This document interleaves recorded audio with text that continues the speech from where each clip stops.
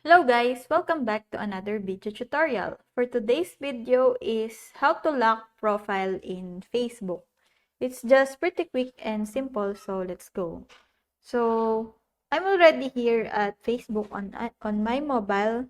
Then what you want to do is press on the hamburger sign with the profile picture on the upper right corner.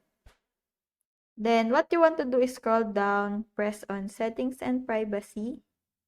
Then press on settings. Now scroll down and go to audience visibility.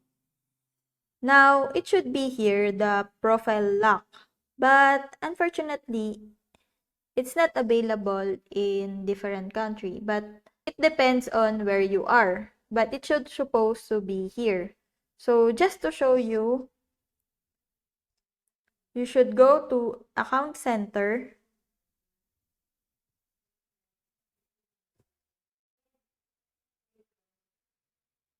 And then press learn more. And just search for profile locking.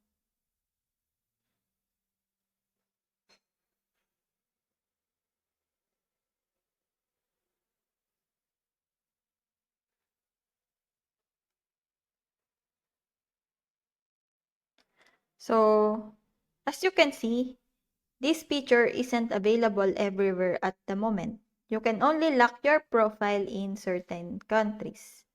So, that's it. I hope that you learned something and this video helps. And if you have any questions or comments, kindly put it in the comment section below and make sure to subscribe and like to our channel. Thanks!